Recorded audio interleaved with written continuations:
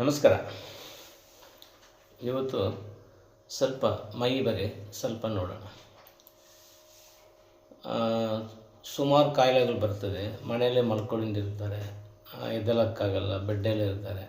ಅಂಥವ್ರಿಗೆ ಏನು ಮಾಡಬೇಕು ಹಂಗಂದರೆ, ಅವ್ರಿಗೆ ಬೆಳಿಗ್ಗೆ ಸಾಯಂಕಾಲ ಬಿಸಿನೀರು ಒಂದು 5 ಲೀಟ್ರ್ ಬಿಸಿನೀರು ಎತ್ಕೋಬೇಕು.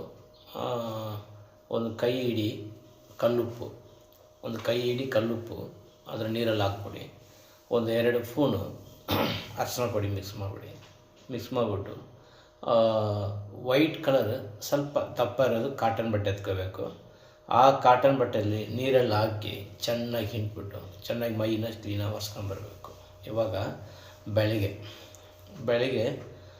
5ರಿಂದ 6 ಗಂಟೆ ಒಳಗಡೆ ಬೆಳಗ್ಗೆ ಟೈಮ್ ಒರೆಸ್ಬೇಕು.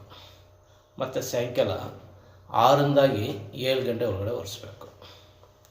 ಈ ಥರ ಬೆಳಗ್ಗೆ ಸಾಯಂಕಾಲ ಒರೆಸ್ಕೊಂಡು ಬರುವಾಗ ಒಳಗಡೆ ಇರೋದು ಏರೆಲ್ಲ ಕಂಪ್ಲೀಟಾಗಿ ರಿಲೀಫಾಗಿ ಹೊಸ್ದಾಗಿ ಮೈಗೆ ಟೋಟ್ಲಾಗಿ ಎನರ್ಜಿ ಸಿಗ್ತಾ ಇರುತ್ತದೆ. ಆರೋಗ್ಯ ಚೆನ್ನಾಗಿರುತ್ತದೆ. ಇರೋದು ಹೀಟೆಲ್ಲ ಆಟೋಮೆಟಿಕ್ ರಿಲೀಫ್ ಆಗಿಬಿಡ್ತದೆ. ಈ ಥರ ಮಾಡುವಾಗ ಮೈಯಲ್ಲಿರೋದು ಪ್ರಾಬ್ಲಮ್ ಸಾಲ್ವ್ ಆಗಿಬಿಡುತ್ತದೆ. ಅವು ಮಲ್ಕೊಂಡೇ ಇರ್ತಾರಲ್ಲ, ಆ ಮಸಲ್ಸ್ ಎಲ್ಲ ಇನ್ನೂ ಎನರ್ಜಿ ಕೊಡ್ತಾ ಇರ್ತದೆ, ಬೇಗ ವಾಸಿ ಆಗ್ತದೆ.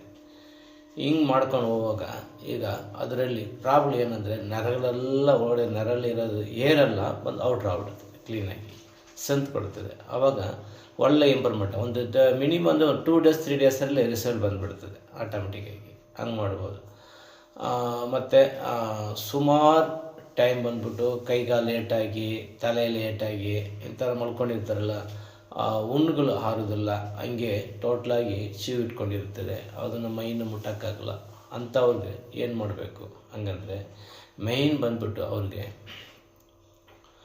ಇನ್ಫೆಕ್ಷನ್ ಆಗಬಾರೋದ್ರಿಂದಾಗಿ ಮೈನ್ ಅರಿಶಿನ ಪುಡಿ ಅಂದರೆ ಕಸ್ತೂರಿ ಅರಿಶಿನ ಪುಡಿ ಅಂತ ಸಿಗ್ತದೆ. ಅದನ್ನು ಯೂಸ್ ಮಾಡಿದ್ರೆ ಭಾಳ ಚೆಂದಾಗಿ, ಈಗ ನಾರ್ಮಲಾಗಿ ಅರಿಶಿನ ಪುಡಿ ಯೂಸ್ ಮಾಡ್ತಾರಲ್ಲ, ಅದರಿಂದಾಗಿ ಕಸ್ತೂರಿ ಅರಿಶಿನ ಪುಡಿ ಅಂತ ಸಿಗ್ತದೆ. ಅದನ್ನು ಯೂಸ್ ಮಾಡುವಾಗ ಇನ್ನೂ ಫಾಸ್ಟಾಗಿ ವಾಸಿ ಆಗ್ತದೆ. ಯಾವ ಥರ ಗಾಯಗಳು ಇದ್ರೂ ಕೂಡ ಕ್ಲೀನಾಗಿ ಹಾರ್ಕೊಂಡು ಬಂದುಬಿಡ್ತದೆ, ಫಾಸ್ಟಾಗಿ ರಿಸಲ್ಟ್ ಬರ್ತದೆ. ಮೈ ಬಂದ್ಬಿಟ್ಟು ಬೆಳಿಗ್ಗೆ ಸಾಯಂಕಾಲ ಅಂಥವ್ರಿಗೆ ಬರೀ ಮಸಾಜ್ ಸಿಸ್ಟಮ್ ಕೊಡುವಾಗ ಇನ್ನೂ ಸೂಪರಾಗಿರ್ತದೆ. ಬಿಸಿಯಾಗಿ ಕೊಡಬೇಕು, ಚೆನ್ನಾಗಿ ಮೈ ಫುಲ್ಲು ಕೊಡಬೇಕು.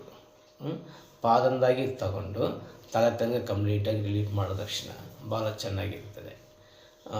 ಈ ಥರ ಕೊಡ್ಕೊಂಡು ಹೋದರೆ ಭಾಳ ಚೆನ್ನಾಗಿ ಇಂಪ್ರೂವ್ ಆಗ್ತದೆ, ಫಾಸ್ಟಾಗಿ ರಿಸಲ್ಟ್ ಬಂದುಬಿಡುತ್ತದೆ, ವಾಸಿ ಆಗ್ತದೆ. ಬರೀ ಬೆಡ್ಡಲ್ಲಿರೋದು ಮಲ್ಕೊಂಡಿರ್ತಾರೆ ನೋಡಿ, ಅಂಥವ್ರಿಗೆ ಫಾಸ್ಟಾಗಿ ರಿಸಲ್ಟ್ ಬರ್ತದೆ. ಅದನ್ನು ನೀವು ಟ್ರೈ ಮಾಡ್ಬೋದು. ನಮಸ್ಕಾರ.